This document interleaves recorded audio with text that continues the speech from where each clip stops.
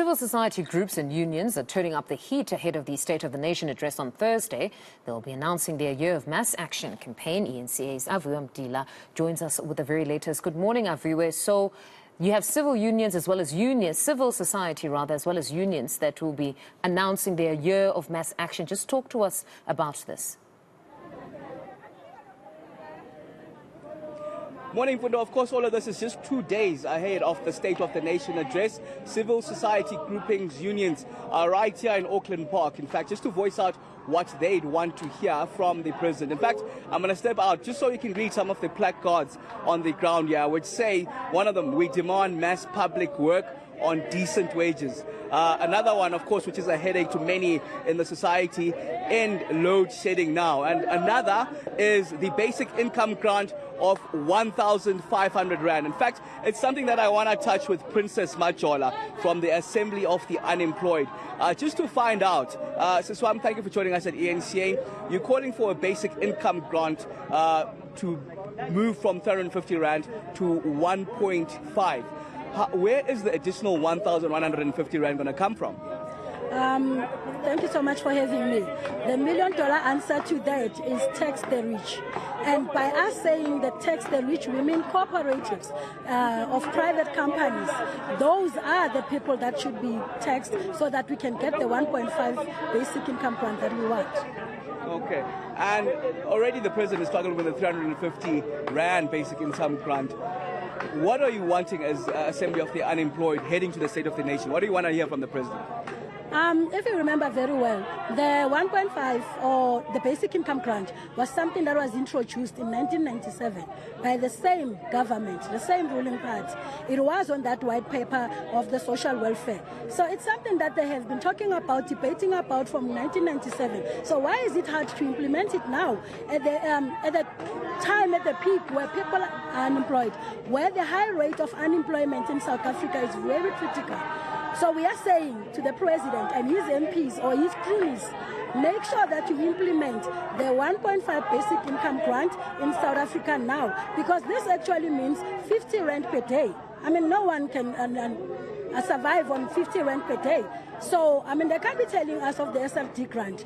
And then that's where they are confusing our people. They are confusing the poor working class, because 350 SRD grant was a grant that was implemented or given to people because of the pandemic. Anytime now the president can announce that COVID-19 is no more, and then that 350 SRT grant will be cut.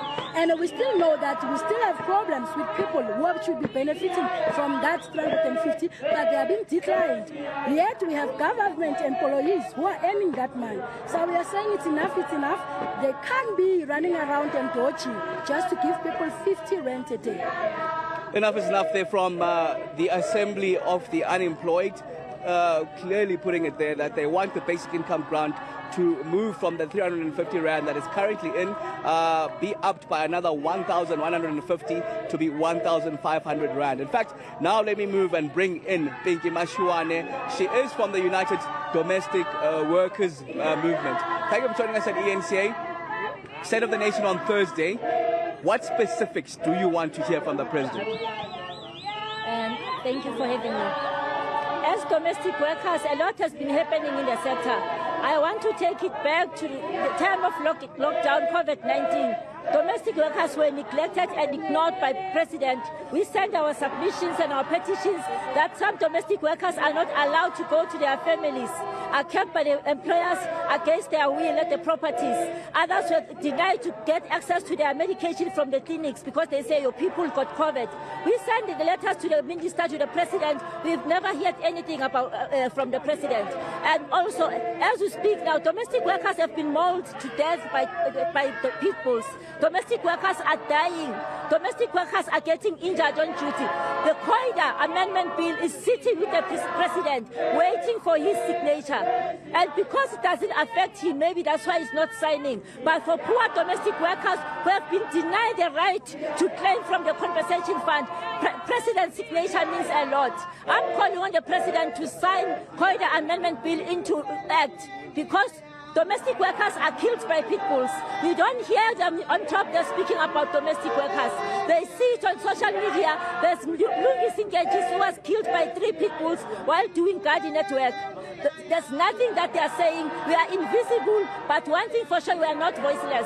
So we are expecting the president to take domestic workers into consideration, to include domestic workers in wherever he addresses the people of South Africa and workers of South Africa, because domestic workers are essential workers here in South Africa. Thank you very much. Essential workers are domestic workers, invincible, but certainly not voiceless, as we heard there, Pinky Mashuana saying that the issue of pit bulls mauling down some of the domestic workers is just one of the many concerns that they have. I want to actually move now to higher education, the Academic and Professional Staff Association.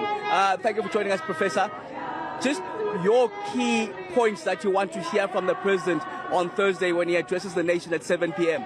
Thank you very much. Progressive states make education compulsory. That's what has been the trend. But what we've seen in South Africa is anti-clockwise. We see that there's been budget limitations in as far as education is concerned. And as APSA, we are propagating and promoting that the doors of education and learning must be open for everyone. Therefore, that means that there must be expansion and unlimited budget in regard or towards education, especially in our education space. We are asking and pleading that, and as a demand, that there must be increase of budget. We know that there's been several challenges in our education sector where the cuts of budget or budget cuts has affected innovation and research. We also know that academics and researchers have not been paid very well in our education space, and we are saying it is now the time that the president takes that into consideration. And the gap that exists between the workers in our education sector, and especially those who have been former outsourced who are now insourced, must be taken into consideration that their salary and working conditions are better and improved. So more or less that's what we are promoting and saying that government must bring more money into the higher education sector. All right. Thank you very much there, Professor, from the Academic and Professional Staff Association, painting out some of the higher education challenges that they'd like to be addressed by the president. You heard even some of those societal ills and challenges that some of these unions, civil society groupings, saying that after the SONA, they'll be planning a national shutdown. We're still expecting some of the leaders of society as well. In Zimbabwe, I can see, he's actually just arrived. We'll be speaking to him just a bit later on, as we're also expecting AMCU leader, President Matunjwa, to be one of those that will address that national shutdown here. All right, Aviwe, thank you very much for that reportage. That's eNCA senior reporter Aviwe Mtila. More news on the other side of this break. Do stay with us.